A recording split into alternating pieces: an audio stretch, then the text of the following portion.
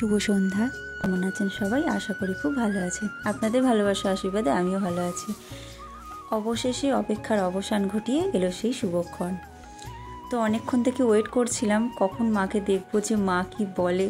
তো সমস্ত সাজানো হয়ে গেছে, দাঁড়ান মাকে এবার ডাকি। তো মায়ের তো প্রথমেই দেখে এক গাল হাসি, তারপর দু চোখ ভরা জল, মানে আনন্দে আর চোখের জলটাকে আর আটকাতে পারেনি। তো আমি বললাম তুমি কেঁদো না।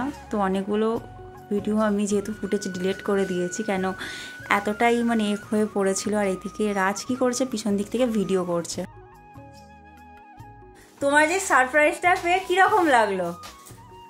আমি খুব আনন্দিত, আমার জল এসে গেছে। আমি ভাবতেই পারি না যে আমার ছেলে মেয়ে, আমার মানে আমার জামাই। মাকে বললাম দাঁড়াও, আমি কয়েকটা তোমার ফটো তুলে নিই, তারপরে তুমি কেক কাটবে।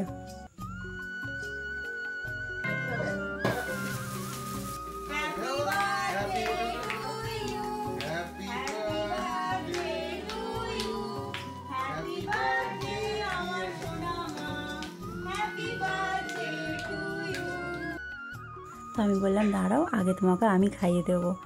তো সে কারণেই আমি আগে খাইয়ে দিয়েছিলাম, তারপর এক একে সবাই খাইয়ে দিয়েছিল, মাও সবাইকে খাইয়ে দিয়েছিল। তবে এই দিনটা আমার কাছে খুবই স্মরণীয় হয়ে থাকবে। তো এর আগে আমার শ্বশুর শাশুড়ি আমার বাবারও জন্মদিন পালন করেছিলাম, সবাইরই মোটামুটি করেছি, বাট মায়েরটাই হয়নি। তাই খুব খুব ইচ্ছা ছিল যে মায়েরও একবার করার। তো ভাইয়েরা আমার দুজনের এই যে আমাদের ইচ্ছাটা ছিল, এটা যে পূরণ হয়েছে, ভীষণ আনন্দ হচ্ছে আমাদের এর জন্য। তো আপনারাও সবাই ভগবানের কাছে প্রার্থনা করবেন আমার মা যেন সুস্থ থাকে, ভালো থাকে, এটাই আপনাদের কাছে আমার একমাত্র চাওয়া। যাই হোক, দিনটা হয়তো চলে যাবে, কিন্তু এই ফটোগুলো, এই ভিডিওটা সমস্ত কিছুই থেকে যাবে। আর এই শাড়িটা আমি মায়ের জন্য নিয়ে গিয়েছিলাম, মায়ের সেটা ভীষণ পছন্দ হয়েছিল। তবে খুশির মুহূর্তটা আপনাদেরকেও সাথে পেয়ে ভীষণ ভালো লাগলো।